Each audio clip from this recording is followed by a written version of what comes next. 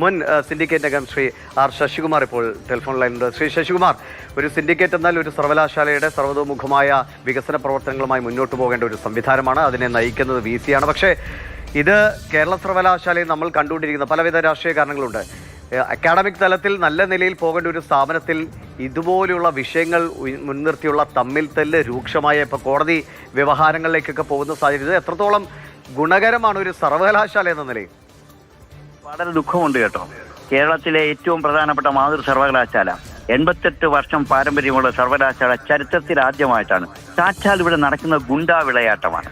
ഇത് സർവകലാശാലയാണോ ഇത് സിൻഡിക്കേറ്റ് ആണോ സംശയമുണ്ട്. കാരണം ഞാൻ കുറ്റപ്പെടുത്തി പറയല്ല, 50ഓളം ക്രിമിനൽ കേസിൽ പ്രതികളായിട്ടുള്ള 2 സിൻഡിക്കേറ്റ് അംഗങ്ങളാണ് ഇന്ന് സിൻഡിക്കേറ്റിനെ നിയന്ത്രിക്കുന്നത്. അപ്പൊ അവരിൽ നിന്ന് നമ്മൾ ഇത് കൂടുതൽ പ്രതീക്ഷിക്കേണ്ട. അവർക്ക് നിയമം അറിയില്ലേ? ഇപ്പൊ തന്നെ നേരത്തെ സംസാരിച്ച ഒരു മെമ്പർ, ഞാനിപ്പോ ഇവിടെ എനിക്ക് ആരും മനസ്സിലായില്ല, അദ്ദേഹം പറയുന്നത് സർവകലാശാല കോടതിയുടെ പരിഗണനയിലിരിക്കുന്ന വിഷയം, കോടതിയുടെ പരിഗണനയിൽ ഇരിക്കുന്നതുകൊണ്ടാണ് ഇന്നലെ ഡോക്ടർ സിദ്ധാർത്ഥ് തോമസ് രജിസ്ട്രാറെ തിരിച്ചെടുക്കുന്ന കാര്യത്തിൽ തീരുമാനമെടുക്കാത്തത്. അപ്പൊ അദ്ദേഹത്തിന് പൂർണ്ണ ബോധ്യമുണ്ടല്ലോ. അപ്പൊ ഇന്ന് കോടതിയിൽ തീരുമാനം വരട്ടെ. ഗവർണറോട് അനാഥോട് കാട്ടിയെന്നും കാട്ടിയില്ല എന്ന് 2 തർക്കമുണ്ട്. ഞാനും അതിനെക്കുറിച്ച് പറയാൻ തയ്യാറില്ല. ഇത് തന്നെയാണ് ഡോക്ടർ സിസ പറഞ്ഞത്. അപ്പൊ ഡോക്ടർ സിദ്ധാർത്ഥ് തോമസ് എന്ന വൈസ് ചാൻസലർ ഒരു യോഗം പിരിച്ചുവിട്ടതിന് ശേഷം ആരെങ്കിലുമായിട്ട് യോഗം ചെയ്യാനായിട്ട് ആരധികാരം കൊടുത്തു? അങ്ങനെയാണെങ്കിൽ അവർക്ക് നാളെ AK സെന്ററിൽ സിൻഡിക്കേറ്റ് മെമ്പേഴ്സ് എല്ലാം കൂടെ യോഗം ചേർന്നിട്ട് തീരുമാനമെടുക്കാമല്ലോ. ഇത് ഈ വെള്ളരിക്കപ്പെട്ടതാണോ? ഇത് യൂണിവേഴ്സിറ്റി അല്ലേ? വാസ്തവത്തിൽ ഞാൻ അതാ ആദ്യം പറഞ്ഞത്, എനിക്കൊരു അക്കാഡമിക് പ്രോസസ്സിൽ എനിക്ക് ദുഃഖമുണ്ട്. ഞാനിപ്പം അനുകുമാറിനെ കുറിച്ച് പറയില്ല. പക്ഷെ ഇന്ന് അനധികൃതമായി കൂടുകയും അനധികൃതമായി ഒരു രജിസ്ട്രാർ, ആ രജിസ്ട്രാർ ജയിക്കുന്ന മറ്റൊരു അദ്ദേഹത്തിനുള്ള അടിയന്തര നടപടി ഉണ്ടാവണം. കാരണം ആ രജിസ്ട്രാർ വൈസ് ചാൻസലർ യോഗം പിരിച്ചുവിട്ട് കഴിഞ്ഞാൽ പിന്നെ രജിസ്ട്രാറെ ചാർജോടെ ആൾ ആ റൂമിൽ ഇരിക്കാൻ പാടില്ല. VCയോടൊപ്പം പുറത്തിറങ്ങണം. അദ്ദേഹം അത് തന്നെ ഓർഡർ കൊടുക്കുക. ഉടൻ തന്നെ ഈ സസ്പെൻഷനിലായ രജിസ്ട്രാർ പെർമനന്റ് രജിസ്ട്രാർ ഒന്ന് ജോയിൻ ചെയ്യുക.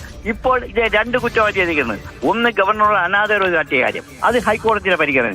രണ്ടാമത്തത് അദ്ദേഹം യൂണിവേഴ്സിറ്റിക്കകത്ത് അതിക്രമിച്ച് കടന്നിരിക്കുകയാണ്. ഇന്ന് തന്നെ ഡോക്ടർ സിദ്ധാർത്ഥ് തോമസ് അടുത്ത വിശദീകരണ നോട്ടീസ് കൊടുത്ത് അയാളെ വീണ്ടും നടപടിയെടുക്കണം. അതാണ് ചെയ്യേണ്ടത്. ഇത് കേരളത്തിൽ ഇത് മോക്കറിയാണോ? ഇത് സർവകലാശാലയല്ലേ? അല്പമെങ്കിലും നമ്മുടെ ലക്ഷക്കണക്കിന് കുട്ടികൾ പഠിക്കുന്ന സ്ഥാപനമല്ലേ?